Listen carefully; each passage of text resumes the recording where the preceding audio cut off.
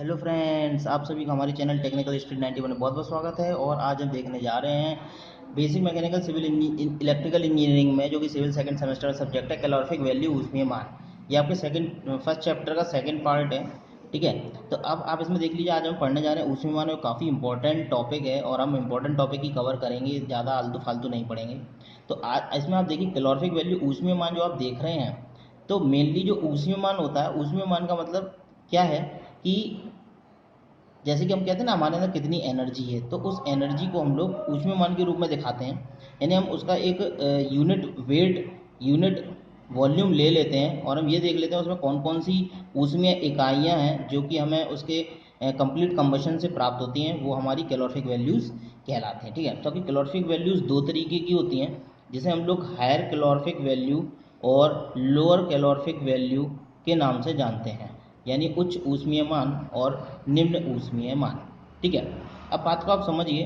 Calorific value की अगर ऊष्मीय मान की परिभाषा अगर मैं यहाँ से पढ़ना चाहूँ, मैं अगर पूछूँ कि ऊष्मीय मान की क्या परिभाषा होगी और पेपर में आ जाए आपके लिए कि कैलोरीफिक वैल्यूज़ की क्या परिभाषा होती है, आप आराम से लिख सकते हैं।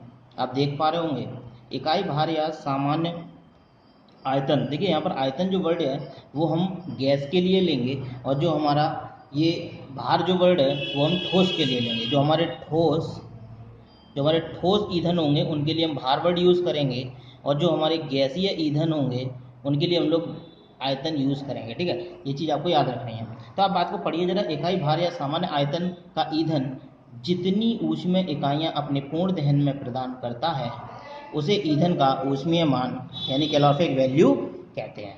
गैस ईंधन के संदर्भ में इकाई भार के स्थान पर ईंधन का इकाई आयतन सामान्य ताप और दाब पर लिया जाता है। ठीक है, यहाँ पर देखिए हम लोग जो एम्बियंट टेम्परेचर और प्रेशर लेते हैं, यहाँ पर क्या लेते हैं, एम्बियंट टेम्परेचर एंड प्रेशर। ठीक,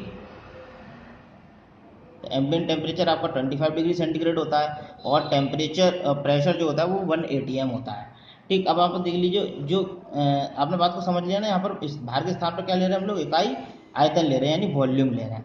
तो जो ये ईंधन का ऊष्मीय मान जो होता है ना, वो ईंधन कैलोरी मापी के द्वारा, यानी आपका फ्यूल कैलोरीमीटर, जो आपका फ्यूल कैलोरीमीटर होता है उसके द्वारा ये नापा जाता है। ठीक है, अब ये कई सारे होते हैं, बॉम्ब कैलोरीमीटर होता है और भी आपके कई तरीके के होते हैं। तो फ्यूल कैलोरीमीटर से क्या करते हैं हम लोग, जो हमारा लेबोरेटरी होती है, तो लेबोरेटरी में हम, प्रयोगशाला में हम लोग क्या करते हैं, ये आपका एक इक्विपमेंट होता है, तो उस इक्विपमेंट की सहायता से हम लोग इसका ऊष्मीयमान निकालते हैं। ठीक है, अब दक्षता, अब आप आगे पढ़ पा रहे होंगे, दक्षता के आधार पर ऊष्मीयमान दो प्रकार के होते हैं। तो आपको पता है कौन कौन से, आपने अभी ऊपर देखा था, उच्च ऊष्मीयमान, उच्च ऊष्मीयमान यानी जिसे हम लोग क्या कह रहे थे, हायर कैलोरीफिक वैल्यू। और दूसरा क्या पढ़ा हमने, निम्न ऊष्मीयमान यानी लोअर कैलोरीफिक वैल्यू। अब देखिए ये हवा नहीं है कोई चीज़, आप पहले बात को समझिए थोड़ा ध्यान से। अब होता क्या है कि आपको पता है कि हमारे जो एटमॉस्फेयर उसके अंदर नमी होती है। ये हम कोई भी फ्यूल ले रहे हैं, कोई कोयला ले रहे हैं, कोई भी हम कोयला लेके आए, तो कोयले के अंदर भी क्या होगी, कोई भी हम कोयला लेके आए, सपोज दैट ये कोयला है, तो कोयला लेके हम, तो उसके अंदर भी क्या होगी, नमी होगी। तो जैसे इसके अंदर जो बारूद भरा हुआ आप देखिए, तो इसमें भी क्या हो जाती है, नमी आ जाती है। ठीक है, तो होता क्या है कि इस नमी को भी जलाने के लिए हमें क्या करनी पड़ती है, एक गुप्त ऊष्मा देनी पड़ती है, एक लेटेंट हीट खर्च करनी पड़ जाती है। दैट इज, हम उसे क्या कह देते हैं कि हमारी क्या है, भाप की गुप्त ऊष्मा है। यानी आपको पता है कि एक फेज से दूसरे फेज में चेंज करने के लिए जो ऊष्मा दी जाती है वो हमारी गुप्त ऊष्मा होती है। तो उस गुप्त ऊष्मा को, यानी उस नमी को उड़ाने के लिए हम कुछ एनर्जी वेस्ट कर देते हैं। अगर हम उसे सम्मिलित कर लें, यानी हम उससे अगर कह दें कि हाँ ठीक है वो भी हमारे साथ है, तो हम कहते हैं कि हम उच्च ऊष्मीयमान की बात कर रहे हैं। या इसे दूसरे परिभाषा में देखा जाए कि 15 डिग्री सेंटीग्रेड पर अगर हम उसे संघनित कर लें और फिर वो ऊष्मीयमान को उसके साथ जोड़ दें तो हम कह देते हैं कि हमारा वो उच्च ऊष्मीयमान हो जाएगा। ठीक है, तो आप इसे थोड़ा सा कन्फ्यूजन मत हो, आप बस इतना समझ लें कि जो नमी जो होती है, नमी को उड़ाने के लिए कुछ एक्स्ट्रा ऊष्मा की मात्रा खर्च करनी पड़ती है, अगर हम उसे जोड़ लेते हैं तो वो आपकी उच्च ऊष्मीयमान कहलाती है। और उसी नमी को उड़ाने के लिए जो ऊष्मा की मात्रा खर्च हुई है उसे हम घटा दें तो वो हमारी निम्न ऊष्मीयमान कहलाता है। ठीक है, ये बहुत छोटी सी बात है, आप कितनी भी अच्छे से अच्छे किताब में पढ़ लीजिएगा आपको अच्छा समझ में नहीं आएगा, लेकिन आप शायद बात को समझ पा रहे हो। तो इसकी एग्जैक्ट जो डेफिनेशन है वो आप लोग देख लीजिए। यह है, मैं लिख दे रहा हूँ, आप लोग फटाफट नोट कर लें।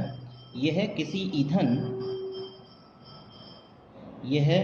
ईंधन के इकाई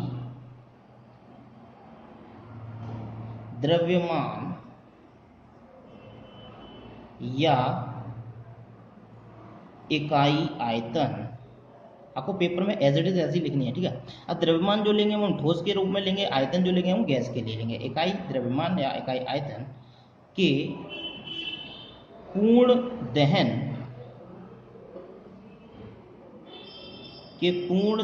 यानी कंप्लीट कंबशन। ठीक है, कंप्लीट कंबशन कहेंगे इसे, कंप्लीट कंबशन के फलस्वरूप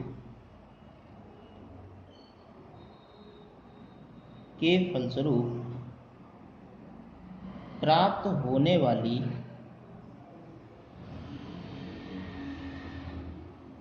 ऊष्मा की मात्रा है, इसमें जल वाष्प के संघनन से प्राप्त ऊष्मा भी सम्मिलित की गई है। ठीक है, ऐसा ही प्रणाली में इसका मात्रा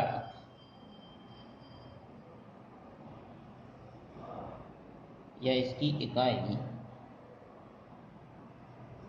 किलोजूल पर किलोग्राम डिग्री केल्विन है। ठीक है, आई थिंक आपको बात समझ में आ पा रही है। यहाँ पर उच्च ऊष्मीयमान की परिभाषा आपको बिल्कुल क्लियर हो रही है। ठीक है, तो अब आप बात को समझ पा रहे हैं उच्च ऊष्मीयमान क्या है। ठीक, तो यहाँ पे देखो, संघनन से आप कंफ्यूज मत हो। संघनन का मतलब क्या है? कंडेंसेशन, यानी वो भाप को कह रहे हैं कि हमने उसे कंडेंस कर लिया। तो देखो, आप जितना कंडेंसेशन में हीट लॉस करेंगे उतने ही हीट को आप देंगे उसे उड़ाने के लिए, यानी उसे वेपोराइज करने के लिए। ठीक है, तो भाप की गुप्त ऊष्मा चाहे वो कंडेंसेशन के लिए हो चाहे वो उड़ाने के लिए हो, दोनों एक होंगी। और आपको ये ध्यान रखना है कि हमें अगर वो चीज़ घटा देनी है, वो ऊष्मा की मात्रा को संघनन करने के लिए या वाष्प में बदलने के लिए, ठीक है, उसे अगर हम घटा दें तो हमारा निम्न ऊष्मीयमान होता है, उसे अगर हम जोड़ दें तो वो हमारा उच्च ऊष्मीयमान होता है। आई थिंक आपको बात क्लियर हो रही है। इसी तरीके से हम लोग निम्न ऊष्मीयमान की परिभाषा भी फटाफट देख लेते हैं। जो हमारा निम्न ऊष्मीयमान है, फिर इन दोनों में रिलेशन देखेंगे, फिर देखेंगे और कैसे निकाला जाता है इसे। निम्न ऊष्मीयमान जिसे हम लोग क्या कहेंगे, लोअर कैलोरीफिक वैल्यू,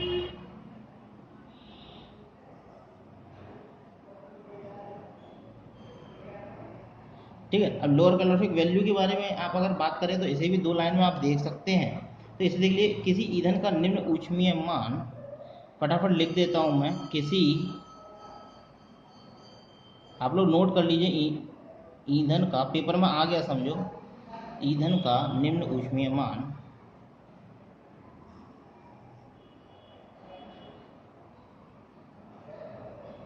उसके इकाई भार,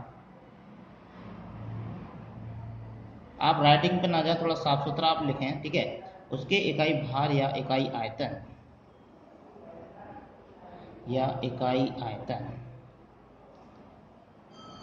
उसके इकाई भार या इकाई आयतन के पूर्ण, परिभाषा वही है बिल्कुल, बस इसमें माइनस कर देना है, पूर्ण दहन के फलस्वरूप प्राप्त होने वाली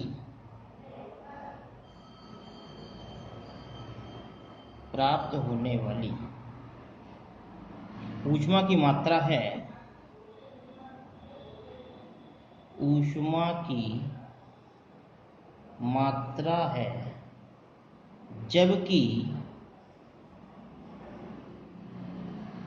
जलवाष्प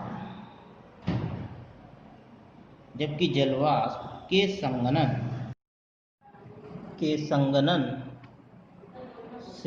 मतलब कंडेंसेशन है, संघनन से प्राप्त ऊष्मा की मात्रा, आई थिंक आपको दिखाई दे रहा है, सम्मिलित ना की गई हो, सम्मिलित ना की गई हो मतलब उसे इंक्लूड ना किया गया हो, ठीक है, इसकी इकाई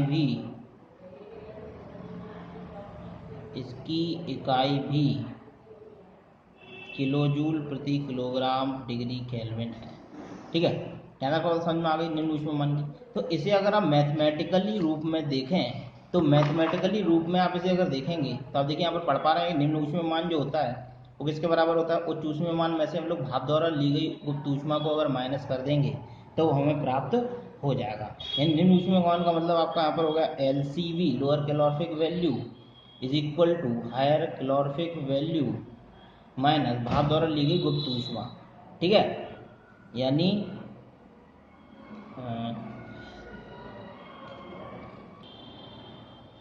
latent heat absorbed by the steam, absorbed by the steam, ठीक है, या कंज्यूम्ड बाय द स्टीम। तो आप देखिए भरात्मक संरचना की इसमें अगर हम प्राप्त करें कि इसका कैसे पता चलेगा कि आपको पता होगा कि कार्बन इतना है, हाइड्रोजन इतना है, ऑक्सीजन इतना है, सल्फर इतना है, सब कुछ आपको पता है, तो आप कैसे पता करेंगे। तो देखो एक ईंधन में कार्बन, हाइड्रोजन, ऑक्सीजन की जो मात्रा है, सल्फर की जो मात्रा यानी गंधक की जो मात्रा है वो क्रमशः अगर हम मान लें कि CH2 और O2S है किलोग्राम में, तो इनके दहन से हमें, आपको पता है कार्बन के दहन से हमें क्या प्राप्त होगा, हमें कार्बन डाइऑक्साइड प्राप्त होगा। तथा हाइड्रोजन और ऑक्सीजन दोनों ईंधन के क्या होते हैं, आपके यौगिक ग्रुप होते हैं। कौन कौन से, हाइड्रोजन यानी H2 और ऑक्सीजन यानी O2, ये आपके दोनों ही क्या होते हैं, ईंधन के यौगिक ग्रुप होते हैं। और 8 भाग, ये बहुत इंपॉर्टेंट बात है, 8 भाग ऑक्सीजन जो है वो 1 भाग हाइड्रोजन से संयोग करके 9 भाग पानी बनाता है। ये बात आपको याद रखनी है, ठीक है। अब देखो यहाँ पर कुछ एग्जाम्पल के तौर पर हम अगर मान लें कि कैलोरीफिक वैल्यू जो है आपको अगर न्यूमेरिकल में दे रखी होगी वैसे तो, लेकिन ज़्यादातर यही होती है। तो कार्बन के लिए कैलोरीफिक वैल्यू आपको दे रखी है 33,800, हाइड्रोजन के लिए दे रखी है 14,4000 और सल्फर के लिए देखिए 9,270, ठीक है, किलोजूल प्रति किलोग्राम। अब देखिए इसमें होता क्या है कि अगर मैं आपसे कहूँ इसका मतलब क्या है, मैं आपसे अगर ये कहता हूँ कि 1 किलोग्राम ईंधन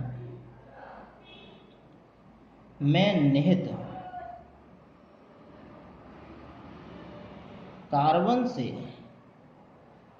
प्राप्त ऊष्मा, तो आप क्या कहेंगे, उसमें आप इसमें गुणा कर देंगे, जितने भी किलोग्राम होगा उसमें कितने का, 33,800 का। बात समझ में आ पा रही है आपको, 33,800 गुणा कर देंगे।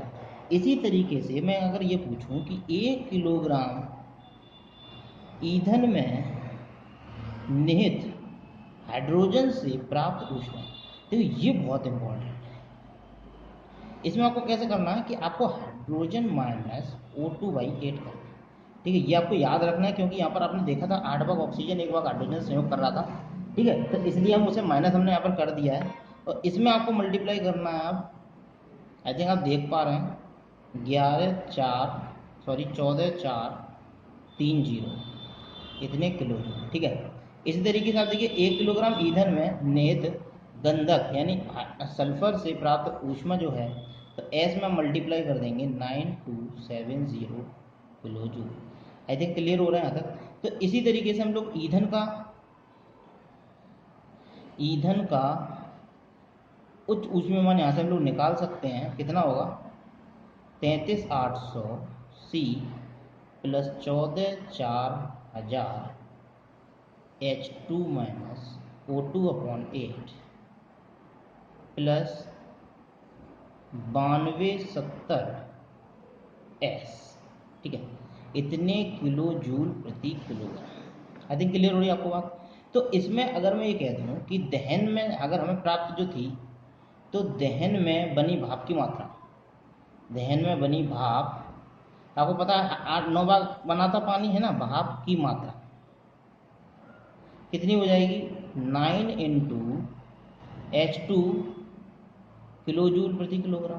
तो आपको पता है कितनी थी वो, हाइड्रोजन की कितनी होती गुप्त ऊष्मा आपको पता है, तो 9 इंटू 2466 किलो जूल पर किलोग्राम।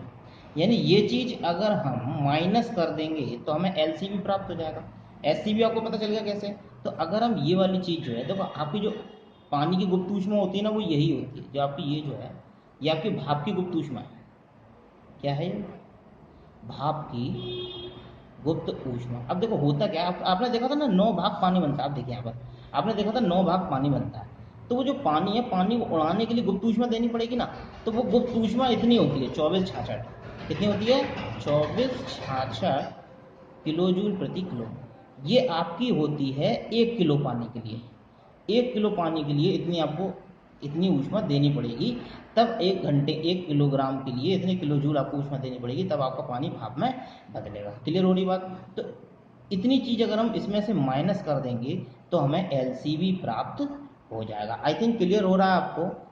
देखिए आप बात को समझिए, जो हमारा एलसीबी है ना, लोअर कैलोरीफिक वैल्यू, तो उसमें आपने तो ये सारी वैल्यू निकाल रखी है ना, 33,800 into C plus 14,4000 into H2 minus O2/8 plus 9270। तो आपने देखा कि हमने यहाँ तक तो हमने निकाल लिया था ना एससीबी, ये हमारा पूरा जो है, ये पूरा matter that is our SCB, higher calorific value. इसमें से अगर हम भाप की गुप्त ऊष्मा घटा दें, जो कि हमारी कितनी है, 9 इंटू 2466, अगर हम ये घटा देंगे तो हमें क्या मिल जाएगा, आपका लोअर कैलोरीफिक वैल्यू मिल जाएगा। ये वैल्यू आपकी होगी किलो जूल प्रति किलोग्राम। ठीक है, आई थिंक आपको बात समझ में आ पा रही है। इसके और भी होते हैं उच्च ऊष्मा ज्ञान मान ज्ञात करने के लिए, आपके और भी आणविक सूत्र होते हैं, ड्यूलॉन्ग का और गॉटल का, वो हमें बहुत ज़्यादा डीपली में नहीं देखना। आई थिंक आपको बात शायद यहाँ तक समझ में आ रही है और ये टॉपिक आपको क्लियर हुआ है और आपको बात समझ में आ पाई है कि एससीबी एलसीबी क्या क्या चीज़ें हैं। और ये बहुत ही इंपॉर्टेंट टॉपिक है, आप लोग अच्छी तरीके से पढ़िए और लॉकडाउन का पालन करिए और अच्छी तरीके से तैयारी करिए और अपने बाप का, अपने माँ बाप का नाम रोशन करिए और अच्छे नागरिक बनिए। जय हिंद, जय भारत। आपका दिन शुभ हो।